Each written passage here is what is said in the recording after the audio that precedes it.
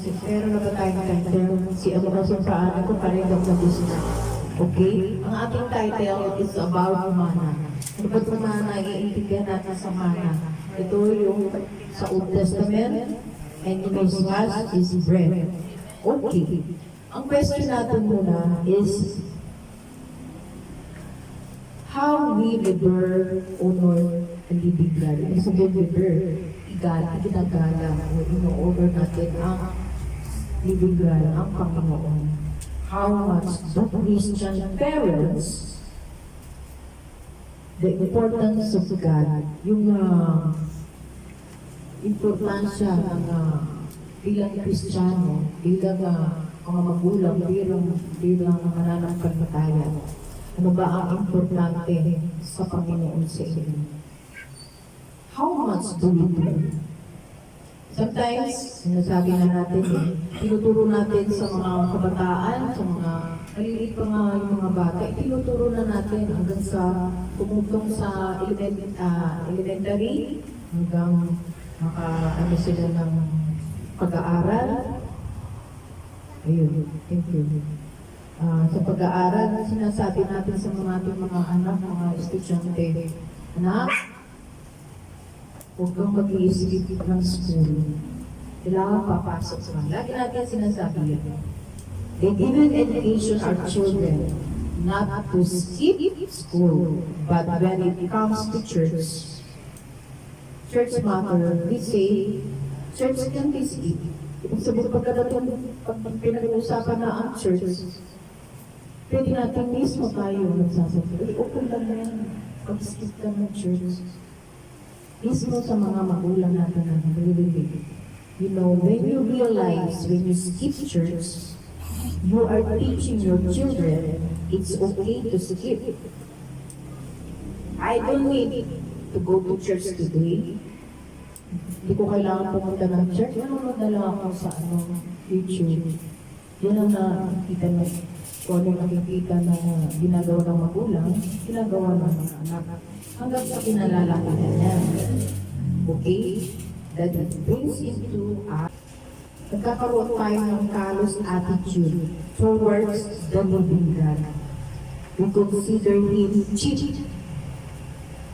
Yung attitude natin nagiging callous. No? Na parang sinasabi natin na bagay lang ng Diyos niya. Kaya ko i-skip. If I don't go to church today, I can watch online. Why go? Bakit nga ba ako pupunta? Because of the traffic? How much do we reverence God? Ibig sabihin, how much na inagalang natin ang Diyos? How much do we teach our children to fear God? Paano natin tinuturo sa mga bata? Hindi ka natatakot. Kasi pag sinabi natatakot ka ba sa Diyos, terror naman yun eh.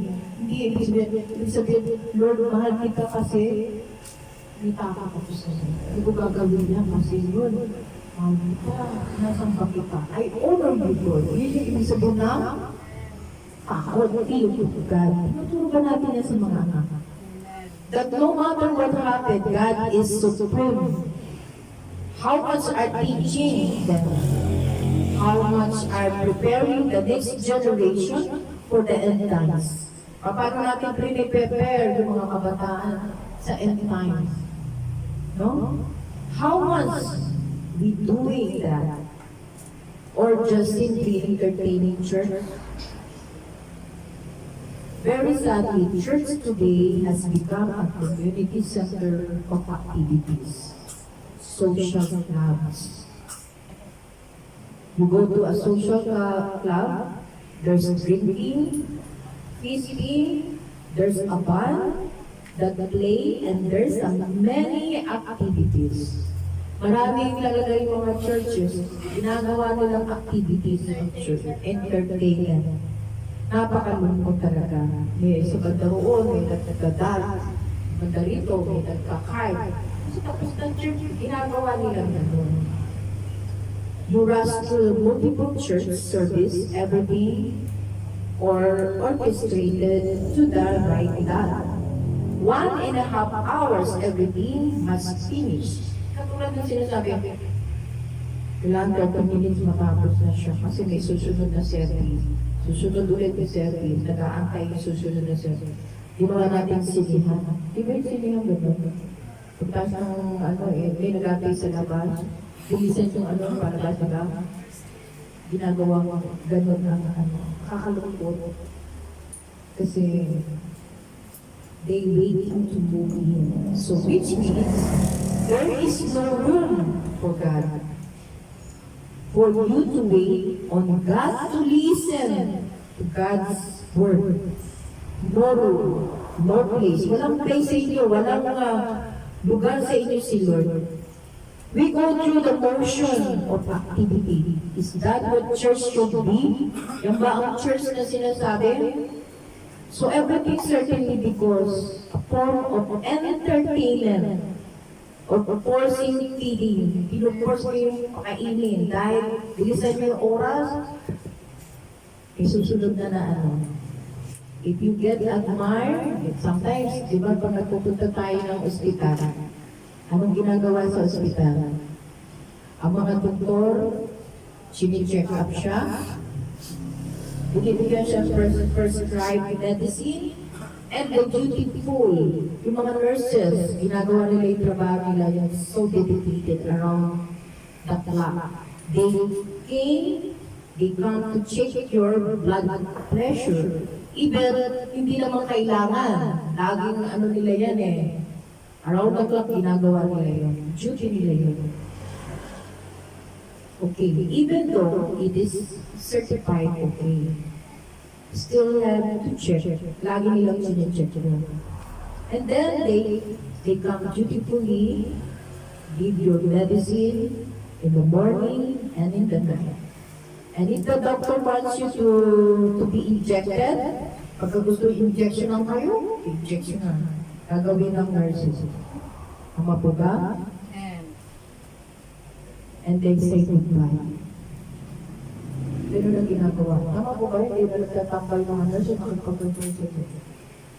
See, church has become like that. Everything organized to the right key. Is that what it is? What are we are? Ano ba tayo? Ano ba ginagawa natin? What's the purpose we are here? Makikita natin yan ang kwento sa Exodus chapter 19. Hindi tayo magbabasa. Gusto ko marinig nyo lang ang mensahe yung umaga. Ilagay nyo lang yung mga verses at basahin nyo maigi mamungusap sa inyo. Exodus chapter 19. The scene in Exodus, the whole day were settled from before Mount Sinai, and God is now going to come down on Mount Sinai to talk to the 3 million people. That is the scene. Yun yung mga doon. Question, what do you see in the scene? What happened in the scene? In the scene, listen this, the Lord God told the prophet, I want to speak to the people. Okay kayo God said to Moses, I want to speak to the people. So after 3 days of preparation, the people were gathered before Mount Sinai, and through the series of great supernatural manifestation, every one of the 3 million Israelites, young, old, heard with their horrible the voice of God. Ibig sabihin, yung ang kwento dyan sinabi ng Panginoon kay Prophet Moses, sabihin mo sa kanila, kakausapin ko sila. Sinabi ni Moses. Ngayon, nag-prepare ang mga 3 days. After 3 days, narinig na nilang boses. Pagkarinig nila ang boses, this is what we see there. And from then onward, the purpose of God was to speak to His people and to prepare the people to inherit the promised land. Kayo kakausapin lang ng Panginoon ang Israel upang ipaalam sa kanila na meron kayong pangakong ibibigay sa inyo. Okay? So the book of Exodus, the children of Israel were in Egypt. And Egypt, how did they saw God? They had a wow experience. Kung nandun yung mga Israelita sa Egypt, diba? Nakita nila yung wow experience. Ano ba itong wow experience ito? Kung ano mga signs and wonders, supernatural na nakita nila. They saw the supernatural acts of God is displayed. Nakita nila yung gawa. Hindi gawa ito ng tao, hello? Hindi gawa ng tao ito. So all during the journey from chapter 4 right up to chapter 14, it was a wow experience. Wow experience till they came out. Ibig sabihin, yung nandun sila, pinakita ng Diyos kung paano sila kapamahal. Kung paano sila makakaalis doon. Dahil marami na nananalangin na ligtas mo kami, God. Padala ka na magsisave sa amin. Kaya pinadala si Moises. Diba po? Every day they were experiencing the supernatural power of God in their lives. Always instant answer to every prayer. Amen po? They pray. Sound familiar, di ba? Sa akin, pagkakita sa Lord. Sabihin, nakikinig sa inyo si Lord. Nakikinig sa inyo si Lord. After our experience, now, all of the children of Israel no more Egypt. Malis na sila. Now they were put to first step in the wilderness. Pupunta na sila sa wilderness. Okay? Now, this is where we are today in the wilderness. In the wilderness, it begins from Exodus chapter 16. As soon as they cross the Red Sea, the experience begins. Nagsimula na ang kanilang pagtawid nila doon sa Red Sea. Doon na, tandaan nyo, ang Red Sea is the symbolize of the baptisma. Tandaan nyo lahat pa dito na baptisma na. Yan, pagtawid nyo sa Red Sea, the experience begins. From onwards till they reach the promised land, it is no more wow experience. No more. Wala na sila nakikita. No more na. Rather, it becomes an instructive, nakapagtuturo, ibig sabihin, experience. Instructive and a preparation, paghahanda experience. Because your life, andito tayo sa wilderness, ha? Yung ginagawa natin. Your life in the wilderness is not going to the last forever. Lahat ng ginagawa niyo, hindi yan last. Ano lang yan. The life in the wilderness is not your real home. This is just temporary. Your home here is temporary. Your journey from there in the wilderness, yung tayo nandito, ang tawag dyan, nasa wilderness na tayo. Okay? Ang ginagawa natin is only a preparation sa pagpunta natin sa promised land. Alam niyo yung promised land, okay? Your goal should be the promised land and not dwell in the wilderness. Hindi kayo magdidwell dito sa mundo. This is not the real. The life that you are living now is not real, is a preparation to inherit the promised land, to inherit the heaven, and to inherit this earth made you Earth 2.0, make you that's your preparation. Okay? So your whole life from the day you were born, your life from the day you were born till the day you die, you have a preparation. Hindi nyo sasabihin na paulit-ulit buhay ko rito. Ganito na lang, ganito na ganito. You need to prepare yourself. Your goal is not yourself to go to the promised land. Some who have greater faith, yung iba, yung malakas ang faith nila, hindi sila mamamatay. Okay? Until Jesus came. So those who have greater faith, you cross over. O cross over po. And I have a good news for you today. Kahit ang pananampalataya nyo ay maliit, ay malaki, makakapunta pa lang kayo ng makaka-cross over kayo. But either forever for good or forever bad. Either one. So this is where we are now. In this period of where we are from Exodus. Nasa wilderness tayo. Chapter 16. Right up to the end of chapter 16 ng Exodus to right up to the end of the book of Deuteronomy. Okay?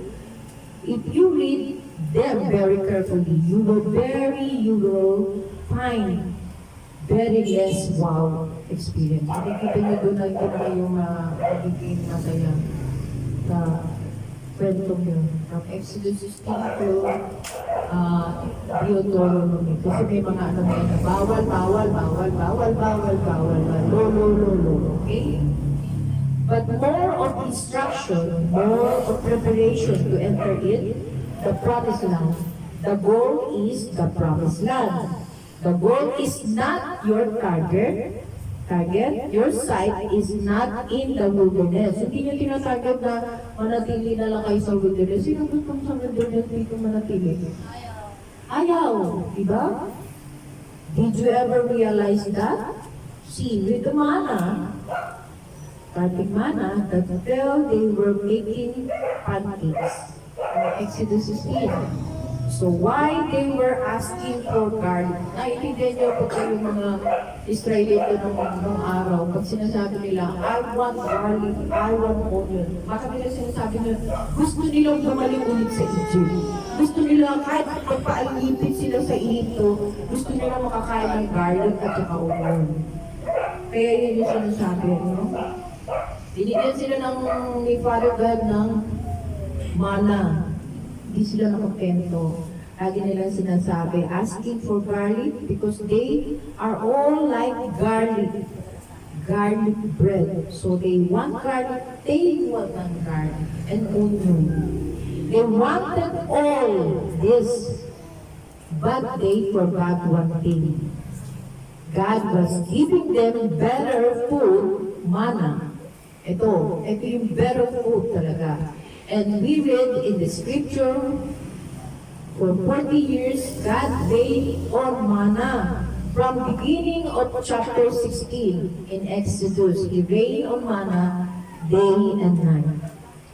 So the biblical man-made eating is twice a day. Kung bumagsak yung manna, kumakain lang sila ng 2 beses sa araw. Tayo, 24/7. 24/7 na tayo, mayat-maya kahit. We practically live for eating. We don't eat to live, you know? We live for eating. Bubuhay lang tayo kumain ng kumain. First you eat, then you will kill. Not kill, ibig sabihin. First we eat, then we talk. Okay, God gave them manna, and we read in the scriptures that when they ate manna for 40 long years, none of them, except the brief period of time where God displayed them, many died. Ibig sabihin, yung mga kumain at umangal dahil sa ganong situation na kanilang kinakain, at namin yun, hindi sila nagtatagal sa wilderness. Nangyayari, namamatay because of sin. Except for those rare instances besides that, none of them actually died. None of them died. Why? Because they were eating manna. the manna which the Bible quotes in Psalm chapter 78. Sulat niyo lang yung mga verses. This is the angel's food. Hello? Gusto niyo ba makakain ng manna? That's the angel's food. Food that angels eat, so that the manna is not just a bread made in coriander that came down from heaven. It is the very food that angels in heaven were eating. Ito ang mga pagkain ng mga angel. Now, that brings us to our next question. We read in the scripture in Revelation chapter 21, verse 4.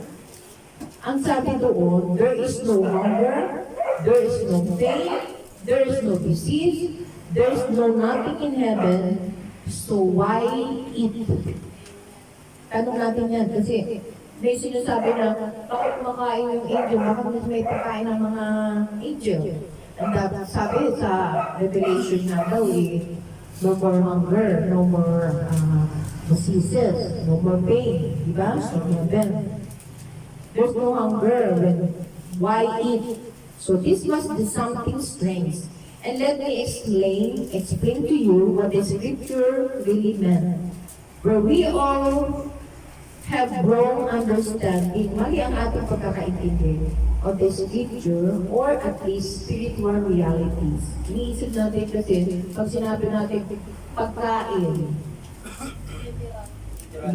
no, that means na pagkain talaga yun. When do you eat? Ang tanong, do you mean you don't eat at all? Ano ang dahilan bakit kayo kakain? Because you are hunger. Gutom kayo, di ba? Normal people, when do we eat? When we are hungry. So when we are hungry, normal people yun, talagang normal people. So when the scripture says, they shall not hunger, it may eat supplies in heaven. Ibig sabihin mga pagkain sa heaven, hindi yan makainin mo para dahil nagugutom ka, hindi yan ibig sabihin. That you eat all the time and you don't have to feel hungry at all. Kahit kumain ka niyan, hindi ibig sabihin na kinain mo ay nagugutom ka. Ang mga normal people dito, kaya tayo na nagpawala na, gutom na ako. Parang kilala ko yun. Ang totoo, hindi yan ang ano ng Panginoon. If there's no hunger in heaven, why is or how is that the angels are eating food? So now, to our natural understanding, we only eat because we are hungry. So doesn't it mean angels are hungry? Another scriptures, Revelation chapter 21, verse 2 and 3, and you will read that there was a tree, there was a tree of life which brought forth 12 kinds of fruits every month. Kita niyo yan sa Revelation 21, 2 and 3. And which is for eating, even the leaves of the tree of life is for eating. And when you eat the leaf, it brings healing to you. Ibig sabihin nun, meron doon sa Revelation na sinasabi, na meron doon na puno ng buhay. Familiar ba sa inyo ito? So, pag kinain nyo yun, maski yung leaves, yung dahon, yung pag kinain nyo yun, makakahil. Gagaling. Okay, this is another problem because Revelation 21, verse 4 says, there is no sickness in heaven, right? If there is no sickness, why do you want to eat the leaf for healing? Okay? Bakit nga na makakainin kung wala nang kasakitan sa kalangitan? The problem is in it appears problematic because we are looking from our finite earthly point of view. Ibig sabihin na tayo kasi, pagka sinabi natin healing, kasakitan ng ano natin, pero hindi yun. If we look at the earthly point of view, with our earthly understanding that we only eat because we are hungry, we only take medicine because we need healing, then everything will look problematic. Ibig sabihin, ginagawa ko lang problema yan. That's not exactly what things in heaven really are. They are for different purposes. The Bible tells us the angels excel in strength. They are great, mighty, and they excel in strength. So where did they go get the strength from? Saan nagagaling yung kalakasan nila? Sa puno at saka yung kinakain nila. Hindi sila kumakain yan dahil gutom. Dahil sa kalakasan mo, yung tree of life, yun ang mabibigay sa iyong kalakasan. Kaya hindi ka magkakasakit, kaya hindi ka maaano, dahil yung strength na gagaling doon sa kinain mo. Amen po? Yun ang sinasabi dito. From the manna, they have been eating every moment because we read in the book of Exodus and Numbers that the children of Israel ate manna and none of them were pitiable. Ibig sabihin, hindi sila nangihina. None of them were sick. None of them had any manner of weaknesses. Yung mga Israelites, every time na kumakain sila, hindi sila nakakaramdam ng kapaturan. Hindi sila nangihina. Hindi sila hindi sila nagkakasakit because of the manna. Amen? The manna sustained from 40 long. Hello, 40 long years. Ang kinakain nila ito, nag-aangalan. Yung mga nag-aangalan, hindi nagtatagal. Okay? This is God teaching you to climb up higher. Amen po? The journey in the wilderness is a preparation. Ibig sabihin, yung ginagawa natin dito, nagpe-prepare lang tayo. To introduce them to a life of supernatural living in the promised land. So the entire journey in the wilderness, the preparation, sporadically, paminsan-minsan, ibig sabihin, they were introduced to all these spiritual elements. Ibig sabihin, every time na nagkakaroon tayo ng pagpupulong dito, may natatanggap kayo na hindi nyo na mamalaya na meron kayong mga nakakamit. Hindi ibig sabihin na muuulang kayo dyan, nakikinig ng salita. Ang Panginoon may ibinibigay. Yan yung mga supernatural elements to give them a taste of life to live in the promised land. Pupunta tayo sa promised land, nagpapatibay tayo ng papatibay. This is not the ordinary food. This is not the ordinary element. Supernatural. Alam niyo, ibig sabihin supernatural. Dito nakikita, dito basta nakikita sa tindahan o sa Diyos lang nanggagaling. Kaya alam ng Diyos kung kanino ibibigay yung supernatural na elements na yun at iyon ay mararamdam mo. Magiging malakas ka, hindi ka magkakaroon ng sakit at even na yung edad mo ay tumatanda ka, nadadagdagan ang kalakasan mo para kang bata. Amen. Tama mo ba? Kasi supernatural elements na binibigay sa atin yan eh. Nanggagaling yan sa tree of life. Amen po? At yun ang ano. However, one moment they go up, and then the next moment they come down.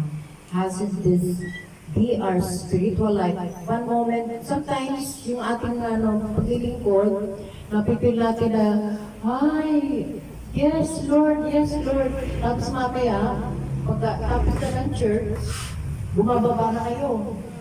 Bumababa na kayo. Napupunta na kayo sa mundo ulit. Nasa baba na kayo. Eh, yung sinasabi ni Lord na the moment they go up and then the next moment they come down. No? Lord, I don't want you to speak to me directly. Sometimes meron na, yung sa Israelites, sinasabi niya doon kay Moises, sinasabi niya, ayoko makipag-usap sa akin si God kasi maingay. Hindi siya maintindihan. Ikaw na lang magsalita sa akin, Moses. Ganun din tayo. Lord, I don't want you to speak to me directly. Kasi sometimes sinasabi niyo, makatakot sino kayo nakikipag-usap sa akin. Natatakot kayo. I want the man of God to speak to me. Yun ang sinasabi mo, ay, Kasabi ko na lang siya, sana naman magkamali ka sa akin. Ayaw yung makipag-usap sa Diyos. Kasi, pag pag-isa ka rin, hindi kayo makipag-usap sa Diyos eh. Pupunta na lang ako, si ano na lang, sister, si brother, narinig ko sa kanya salita ng Diyos. Kanya na lang magtitiwala. Yan, sinasabi niya.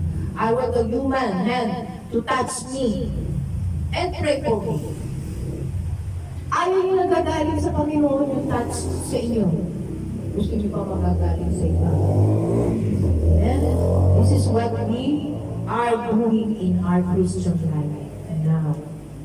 God is bringing you to higher, live and higher to live in the Spirit. Ibig sabihin, gusto niya na pagka yung mag-worship kayo, manatili kayo doon. Hanggang sa ano, ay, sarap. Thank you, Lord. Dala-dala niyo yan hanggang sa pag-uwi. Hindi kayo nananatili ko ano yung nangyayari sa, oh, okay. Whatever. God bless you. Nananatili kayo doon sa app. Oh, si Lord. Bumubuka sa bibig mo puro. Praise to God. Thank you. Thank you, brother. Appreciation. There's no negative. Amen? We reach there, but we don't stay there. We come down the next minute and we begin to live by the law of life and death. Instead of by the law of spirit and life. Now, what we read in the book of Exodus about the manna, in the same concept of the Lord Jesus Christ now introduces to us through the communion. In John chapter 6, he says, "He that eats my flesh and drinks my blood will never die." Hindi natin binabasa yan, pero nabasa na natin yan. Hindi tayo nakafocus what it's it. He said, kung sino yung kumakain ng aking laman at umiinom ng aking dugo, hindi siya mamamatay. Ibig sabihin ito.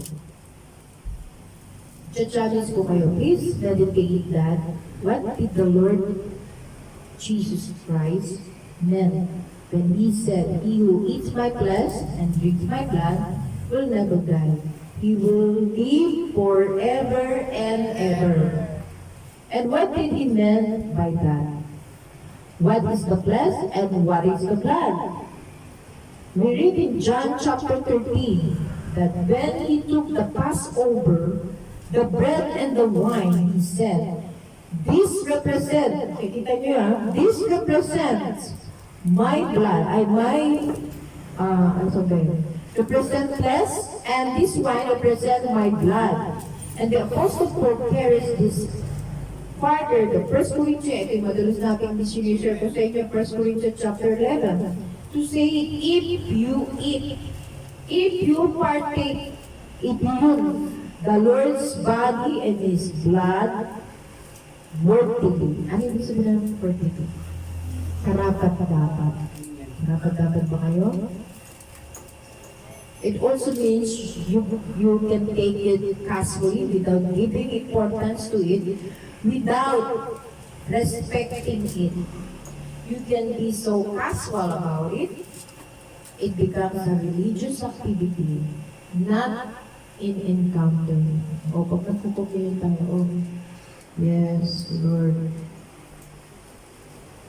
Yes, Amen. Do you think yung hawak mo yun is parte ng katawan ng ano ni Jesus?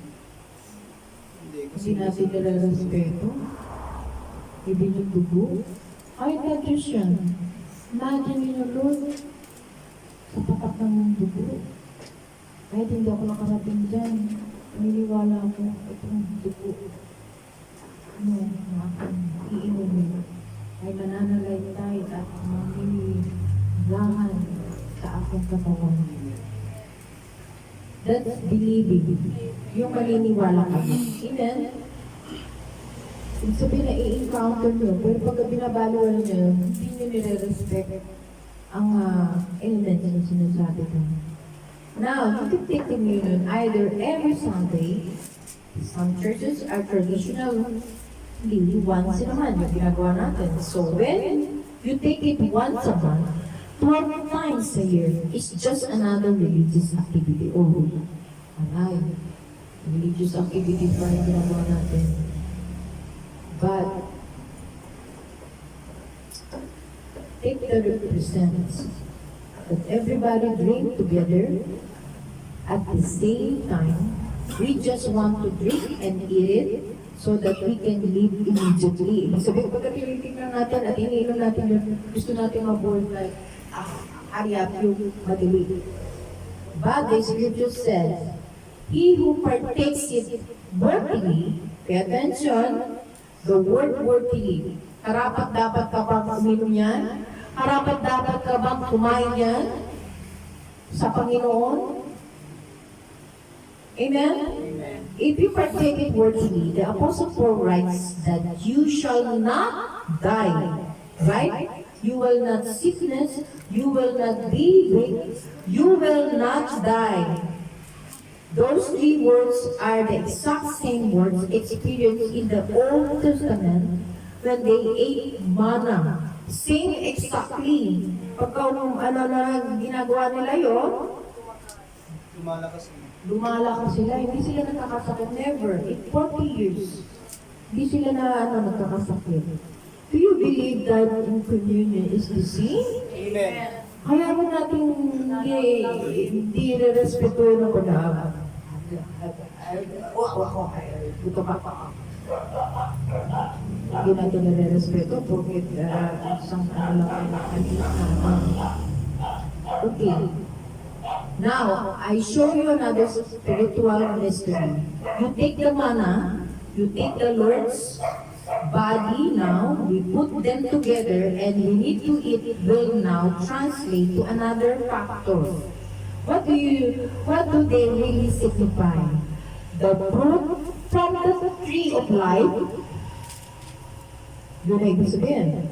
What did God prevented Adam and Eve? Natatandaan nyo? Ano yung naririnig nyo doon? Okay, Adam and Eve from partaking fruit from the tree of life after they had sinned. Why did He prevented them? Bakit nilalayo agad sila Adam and Eve? Doon sa sa tree of life. Para makain nila. Yes, because the scripture says, if they continue to partake it, they will live forever in sin.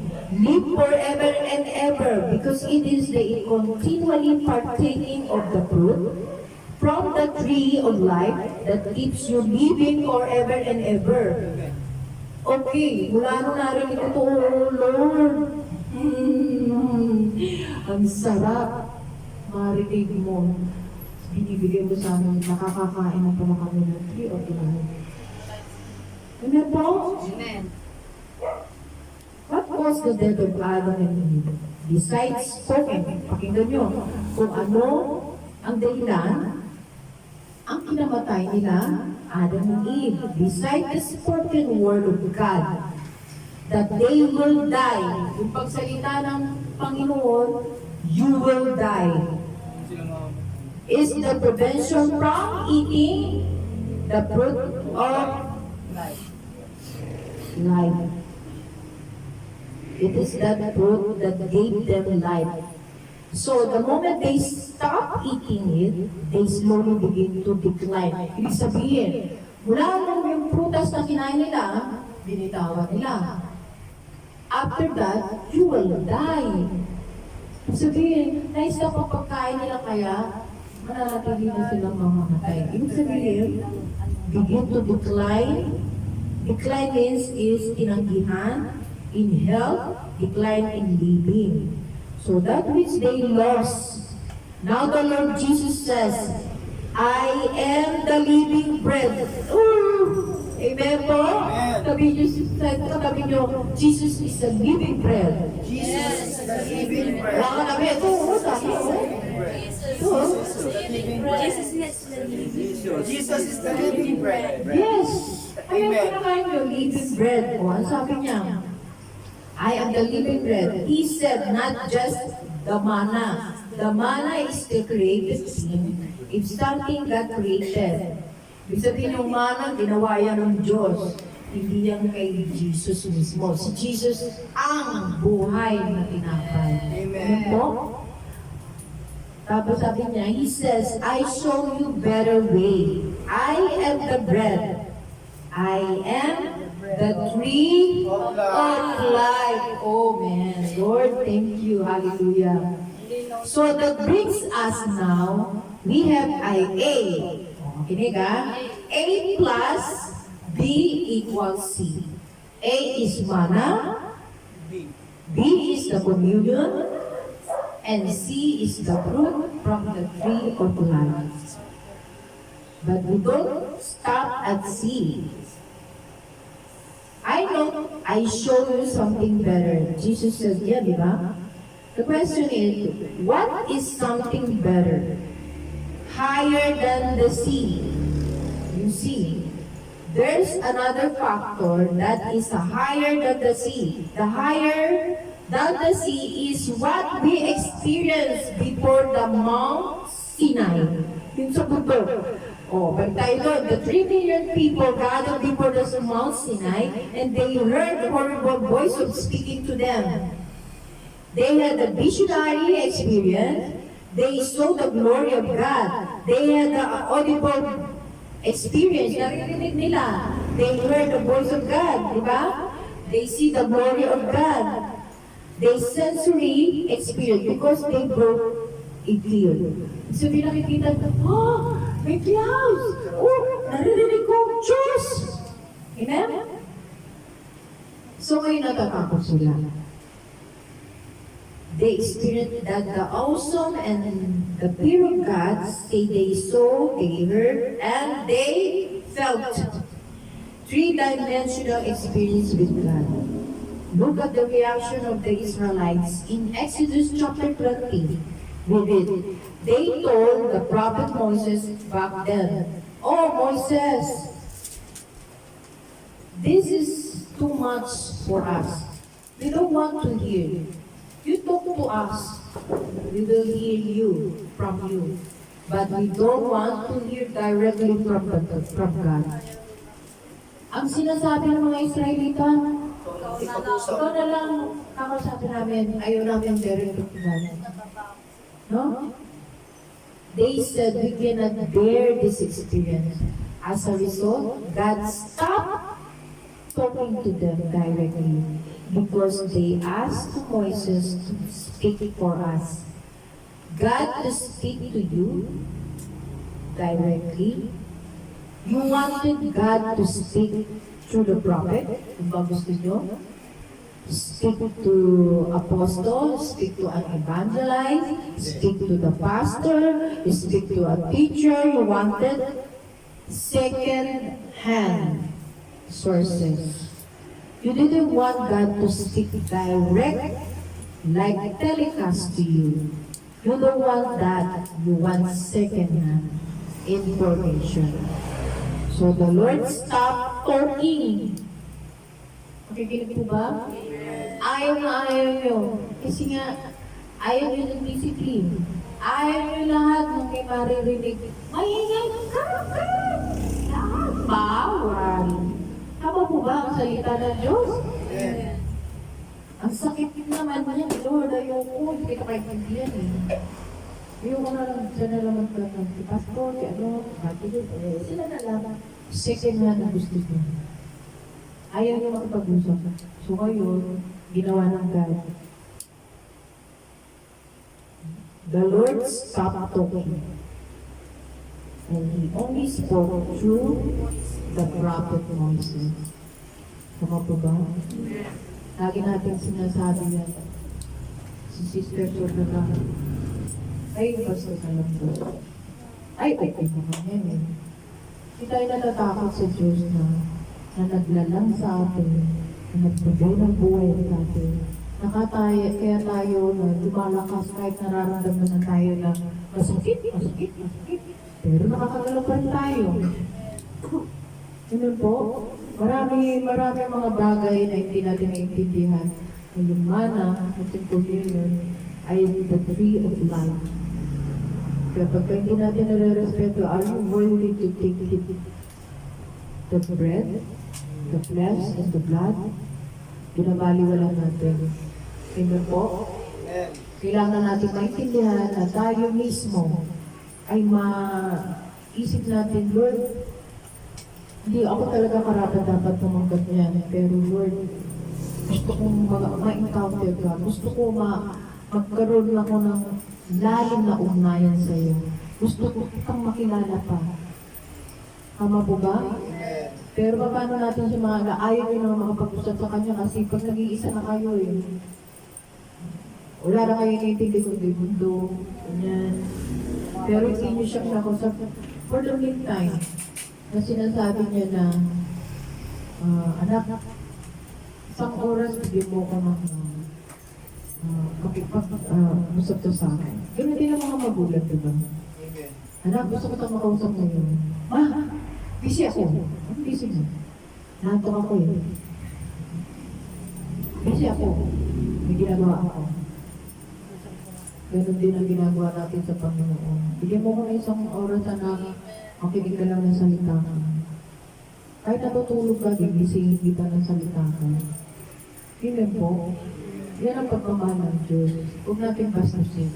Kasi ang word ng inaano ni hindi tayo nagre-respeto sa Kanya. Amen po?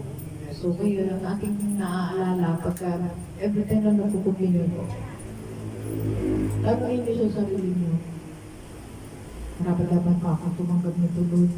Pero kailangan kita, Lord. Kailangan kita. Amen. Dito pa lang prepare mo kami. Nasa wilderness tayo sa tutulong. Nakalimutan niyo kasi pagka may pinagdadaanan kayo, may makakapag naman ako ng higil. Nagigil naman ako. Hindi. Prepare tayo sa pupunta natin promised land. Kung hindi nyo mapupunta yung promised land, nawawala na kayo agad dito sa mundo. Pero hindi nyo na-prepare yung sarili nyo, para maging maganda ang preparation. Lalo na mga kabataan. Hindi ibig sabihin mga kabataan Sister Sol, ang ikikita paulit-ulit na yung sinasabi. Siyempre, kung gusto mo stop na ako, huwag mo sa akin lalapit kung may problema yan, anak mo o mga batang yan dahil sa nangyari. It's too late. Kaya bago pa mangyari, lapit mo na yan kay Lord, bago mo pa siya lapit sa akin. Kasi si Lord lang ang magbibigay ng tamang direksyon na nanggagaling sa iyo ay mga magulang. Ilan po, kung natin baliwalain ang mga salita na pag-aaralan natin. Napapansin ko kasi paulit-ulit na lang, alam ko na nagiging na sa inyo, ritual, parang ritual sa inyo na, ay na sinasabi sister, paulit-ulit na lang yung sinasabi, nakakabingin na. The same God. Paulit-ulit niya sinasabi, anak, prepare, I'm coming very soon. Ginawa natin. Ay, sadali lang, gusto mo na dumating. Gusto mo pa maranasan mo, buhay na mga nasa mundo. Mga kapatid ko, naranasan mo, hindi mo maranasan yun. Kung lumayuan kayo, hindi nyo yakapin niyo itong mundo. No? Kasi gagawin niya itong mundo na ito, gagawin niya bagong mundo. 2.0. Bagong mundo, yun na ibibigay sa atin. Inherit heaven and earth. Kung ayaw nyo nun, aywan kayo. Hindi na pipilitin ni Lord. Yun lang po. Amen. Nagpapasalamat tayo dahil ang mga salita, ibinibigay niya mga sikreto malalim. Hindi na ilalabas ng mga pastor kasi kung ano lang bye. Amen po. Kaya ang totoo, may mga sikreto pala ang salita ng Diyos. Hindi natin nababasa na ibig. Kaya nga, inuulit kasi may revelation dyan. Sige, kausapin mo ako. Hindi ko kausapin mo ako, anak. Sige, ilalabas ko na. Yun yung encounter. Amen po? Kaya, magugulat ka na lang, bigla kang tumatalino, dami mo na sinusulat. Kung ano na sinusulat mo, kung ano na dinodrogo mo. Kasi that's the power na binigay sa'yo. Wisdom ng Diyos na nagagaling sa salitang binigay. binabasa mo at sinasalisik mo, nagkakaroon kayo ng encounter. Nag-iisa kayo doon. Amen. Hindi maganda yung word na nag-iisa. Nagiging in one kayo dito sa salita ng Diyos. Because Jesus is the Word of God. Amen po? Okay. Let's pray na tayo. Lahat ng napag-aralan natin, patuloy nyo ulit-ulitin ang mga bugay na mga verses. Ulit-ulitin nyo basahin, para makita nyo ang revelation para sa inyo. Amen po? Okay, let's pray na tayo.